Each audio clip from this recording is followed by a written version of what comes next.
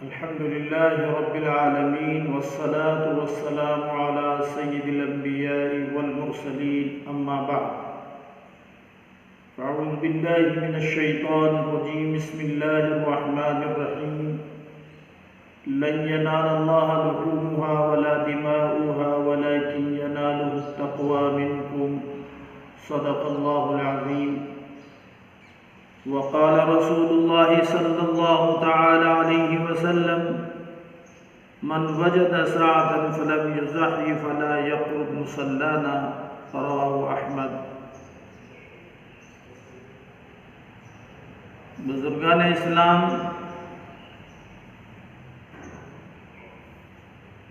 9 ذی الحجہ کو نبی اکرم صلی اللہ علیہ وسلم نے حجۃ الوداع کے موقع پر اور جو یہ آیت الیوم اکملت لکم دینکم واتممت علیکم نعمتی ورضیت لکم الاسلام دینا، کہ آج میں نے تمہارے لیے تمہارا دین مکمل کر دیا ہے اور دین اسلام کو تمہارے لیے پسند کیا ہے اور اس پر میں تم سے خوش ہوں۔ اسلام کی جتنی بھی تعلیمات ہیں وہ اللہ کی جانب سے قرآن مجید میں جناب رسول اللہ صلی اللہ علیہ وسلم کے ذریعے سے دی گئی ہیں۔ اسلام سے پہلے مختلف طریقے کے تہوار لوگ منایا کرتے تھے، مختلف طریقے سے خوشیاں منایا کرتے تھے، لیکن اسلام نے 2 تہوار 2 خوشیوں کا موقع رکھا ہے، ایک رمضان کے مہینے کے ختم ہونے پر عید الفطر کے عنوان سے، اور دوسرا ذی الحجہ کے اندر 10 تاریخ کو عید الاضحیٰ کے اعتبار سے۔ دونوں کے اندر احکامات ہیں۔ یہ جو حج کے مہینے میں قربانی کا جو مسئلہ ہے ہر انسان جانتا ہے، اور آج سے نہیں 1400 سال پہلے سے بلکہ اس سے بھی پہلے قرآن حکیم نے فرمایا اذ قربا قربانا فتقبل من احدهما ولم يتقبل من الاخر۔ سیدنا آدم علیہ السلام کے 2 صاحبزادے حابیل اور قابیل، انہوں نے بھی قربانی پیش کی تھی، ایک کی قبول ہوئی ایک کی نہیں ہوئی۔ بہرحال یہ سلسلہ چلتا رہا۔ سیدنا ابراہیم علیہ السلام کو خواب کے ذریعے بتلایا گیا کہ اپنی پسندیدہ چیز یعنی اپنے صاحبزادے کو اللہ کے راستے میں قربان کرو۔ انہوں نے اس خواب کو اپنے بیٹے سے ذکر کیا، بیٹے نے وہ جواب دیا جو تاریخ کے اوراق میں سنہری حروف سے لکھنے کے لائق ہے۔ کہا کہ ابا حضور آپ یہ حکم بجا لائیے، میں تیار ہوں۔ اور مینا کے میدان میں وہ مکمل واقعہ حضرات کے سامنے ہوگا کہ حضرت ابراہیم علیہ السلام نے اپنے لخت جگر نور نظر کو سیدنا اسماعیل علیہ السلام کو مکمل طور پر ذبح کرنے کے لیے جتنی کوشش اور جستجو اور طاقت لگانی تھی لگائی، لیکن اللہ کو کچھ اور ہی منظور تھا۔ ان کی جگہ پر اللہ تعالیٰ نے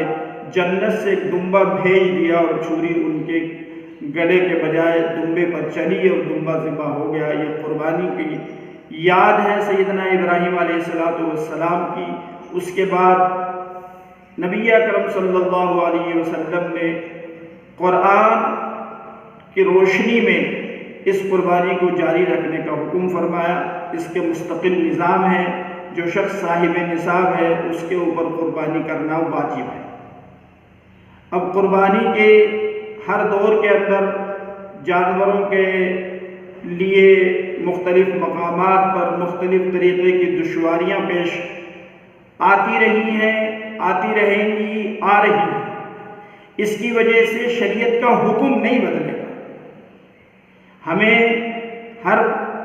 صورت میں قربانی کرنی ہے۔ اس سے پہلے کہ قربانی کے ایام گزر جائیں، ان مسائل کی طرف ہمیں توجہ نہیں دینی ہے۔ کوئی صاحب وقت سے پہلے کہہ رہے ہیں کہ قربانی کے بجائے صدقہ کر دیا جائے، قربانی کے بجائے غریبوں کو جو ہے کچھ کہیں بھیج دیا جائے، یہ حالات ایسے ہیں یا ویسے ہیں، ایسی بات نہیں ہے۔ حالات تو اس سے بھی زیادہ خراب آئے ہیں۔ ہم کو اللہ کے اس حکم کو پورا کرنا ہے، اس کے لیے کسی طرح سے بھی ہم اپنے طور پر شریعت مطہرہ نے کتنی آسانی کر دی۔ اللہ نے یہ حکم نہیں دیا کہ قربانی کرنے والا اپنے گھر ہی میں قربانی کرے، یا قربانی کرنے والا اپنے محلے کے دائرے سے بڑھ کر کے آگے نہیں بڑھ سکتا، یا اپنی بستی سے آگے نہیں بڑھ سکتا۔ کتنی آسانیاں دی ہیں کیا روئے زمین پر جہاں کہیں بھی وہ اپنی قربانی کو اللہ کے نام سے کرا سکتا ہے۔ اس لیے ہمیں غم و فکر کی ضرورت نہیں ہے۔ اگر کہیں پابندیاں اور دشواریاں ہیں تو جانور کا جہاں پر آسانی سے اور سہولت سے جانور قربانی کا دستیاب ہوتا ہے وہاں ہم اپنی قربانی کر لیں۔ جتنے حجاج کرام ہیں حج پہ جاتے ہیں مکہ معظمہ میں، جو حج کے بعد میں اللہ کے نام پر جو قربانی کا جانور ذبح کرتے ہیں، وہ تو آج تک ایک گوشت کی بوٹی بھی استعمال نہیں کرتے۔ تو اس کا مطلب یہ ہوا کہ جو لوگ گھنی آبادیوں میں رہتے ہیں اور جنہیں اس وقت میں جانوروں کے حاصل کرنے میں بے انتہا دشواری ہے، تو ان کے لیے آسان ہے کہ بڑے شہروں میں رہنے والے لوگ، ان کی رشتہ داریاں دیہاتوں سے وابستہ ہیں۔ بمبئی ہے، احمد آباد ہے، بنگلور ہے، چنئی ہے، دہلی ہے، اور بڑے شہر ہیں جہاں پر لوگوں کو کہیں کسی جگہ کوئی دشواری پیش آتی ہو، تو اس موقع کے اوپر ان کے لیے آسان ہے کہ وہ اپنے اقربا، اپنے رشتہ داروں کے درمیان میں وہ اپنی قربانیاں کرا سکتے ہیں۔ تنظیموں کے بارے میں نہیں کہتا میں کہ تنظیموں کو جو ہے آپ اپنا اتنا بوجھ ڈال دیں کہ ان کے پاس اتنی قربانیوں کا، ان کے پاس میں بھی ایسا نظم نہیں ہوگا، لیکن اہل قرابت رشتہ داریوں میں اپنی قربانیوں کو کرا کر کے بھی آخر درجے میں اگر جانور نہیں مل رہا ہے تو آپ اپنی رشتہ داریوں میں ان قربانیوں کو رشتہ داروں کے زیر نگرانی کرائیے۔ لیکن بہرحال قربانی جس شخص پر واجب ہے قربانی کے ایام میں اسے قربانی ہی کرنی ہے، الا یہ کہ وہ اگر قربانی کے ایام میں قربانی نہیں کر سکا تو پھر بعد کے جو مسائل ہیں اس کے اندر یہی ہے کہ اس کو ایک بکرا یا ایک بکری کی قیمت کو صدقہ کرنا ہوگا، اور اس صدقے کے اندر یا کوئی اگر اس نے جانور بھی ذبح کیا ہے تو اس میں سے خود نہیں استعمال کر سکتا، اس لیے وہ صدقہ بھی اپنے اوپر نہیں غربا کا حق بن جاتا ہے۔ اس لیے میرے بھائیوں گھبرانے کی کوئی ضرورت نہیں ہے۔ تیسری بات میں یاد کرتا ہوں، حکومت سطح کے اوپر مجھے یہ عرض کرنا ہے کہ یہ قربانی کے جانوروں کی پابندی لگانا، اس میں صرف مسلمانوں کا نقصان نہیں ہے، یہ پشو دھن جسے بولتے ہیں، پورے ملک کے اندر شہروں سے زیادہ قصبات ہیں، قصبات سے زیادہ دیہات ہیں۔ ہمارے اس ملک کی پرمپرا رہی ہے، ہمارے اس ملک کا ایک رواج رہا ہے کہ بیٹیاں ہوں یا خاتون ہوں یا گھر میں کوئی بوڑھی عورت ہے وہ کوئی بکری پال رہی ہے، کوئی بکری کا بچہ پالتا ہے، کوئی جو ہے وہ بھینس پال رہی ہے، کوئی بھینس کا بچہ پالتی ہے، اور وہ سال کے اندر اپنی کھیتی کے علاوہ گھاس پھوس کھلا کر کے ایک پشو دھن تیار کرتی ہے جو اس کے لیے ایک سہارا بنتا ہے۔ اگر ہم نے قربانی کے جانوروں کے لیے پابندیاں لگائیں اور یہ سوچ کر کے لگائی کہ مسلمان اس قربانی کو ادا نہیں کر سکیں گے، تو مسلمان تو اس قربانی کو کسی نہ کسی درجے میں ادا کر لے گا، اور اگر کوئی آخری درجہ ہے تو صدقہ و خیرات کے ذریعے سے بھی اللہ تعالیٰ کی طرف سے جو ہے وہ اس ثواب کو حاصل کر لے گا۔ لیکن ملک میں پھیلے ہوئے اتنے دیہاتوں میں جو لوگ، یعنی ظاہر بات ہے یہ جتنے بھی جانور خریدے جاتے ہیں یہ اکثر برادران وطن سے خریدے جاتے ہیں۔ برادران وطن کو معاشی اعتبار سے قربانی کے دنوں میں اتنا بڑا فائدہ ہوتا ہے جس کا ہم اور آپ تصور نہیں کر سکتے۔ فرض کیجئے ایک آدمی 15,000 کا ایک جانور خریدتا ہے،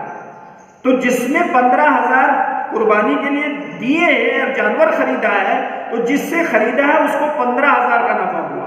اور اس کے بعد میں اس جانور کو وہاں سے لے جانے اور ٹرانسپورٹ جو ہے دوسری جگہ منتقل کرنے کے لیے جو گاڑیوں کا استعمال ہوتا ہے، اس میں لوگ ہزاروں روپے کماتے ہیں۔ منڈیوں میں لوگ گھاس بیچنے والے لوگ ہزاروں کماتے ہیں، چارہ بیچنے والے لوگ ہزاروں کماتے ہیں، لاکھوں لاکھ برادران وطن اس معیشت سے جڑے ہوئے ہیں۔ ہم یہ سمجھ لیں کہ ہم نے ان کو بھی اس میں نقصان پہنچایا ہے۔ اس لیے حکومتی سطح پر جہاں تک ہو سکے جو رعایت اور جو مراعات قربانی کے دنوں میں جو ہے منڈیوں میں دی جاتی تھی، جانوروں کے نقل مکانی کے لیے دی جاتی تھی، اس کو کسی طرح سے بھی نہ روکا جائے، اور قربانی کو کرنے کے لیے جو سہولتیں ہیں وہ ضرور دی جائیں، تاکہ اللہ کا یہ حکم انسانوں کے اوپر اور خاص طور پر ایک اسلام کا ایک جو خاص شعار ہے یہ لوگ آسانی سے ادا کر سکیں، اور اس سے دوسرے لوگوں کی بھی خوشحالی وابستہ ہے۔ اس لیے ہم حکومتی سطح پر حکام سے یہ کہتے ہیں کہ جتنا ہو سکے وہ اس معاملے میں نرمی اختیار کرے، قانونی پیچیدگیوں کے بجائے ان کو ان دنوں کے اندر سہولتیں فراہم کریں، تاکہ دوسرے لوگ جنہوں نے سال بھر جانوروں کو پال کر کے ایک آس اور امید لگا کر کے، میں یہ بات اپنی طرف سے نہیں کہہ رہا ہوں، شرد یادو جو ہیں، جو جنتا دل کے جو ہے صدر بھی رہے ہیں، انہوں نے پارلیمنٹ میں اس بات کو کہا، کہ پشو دھن جو ہے یہ ایک ایسی پونجی ہے جو ہمارے ہندوستان میں عورتوں کے لیے ایک سہارا بنتی ہے، آپ اس کو ختم کرتے جا رہے ہیں، ملک کا نقصان کرتے جا رہے ہیں، یہ نقصان کسی طرح بھی روا اور مناسب نہیں ہے۔ قربانی کے دنوں میں قربانی کی جائے، احکام، ہاں جو بھی ضروری مسئلہ کسی کو معلوم کرنا ہو تو اپنے علاقے کے مفتیان کرام سے اور علماء سے پوچھ کر کے ان حالات کی پیچیدگیوں کو، اور ہر علاقے کے لوگ اپنے علاقے کے اعتبار سے حالات کو جانتے ہیں، ان سے مشورہ کر کے آگے بڑھنے کی کوشش کریں۔ اللہ تعالی ہمیں اس قربانی کے اس عمل کو صحیح طریقے سے کرنے کی توفیق عطا فرمائے۔ وآخر دعوانا الحمدللہ۔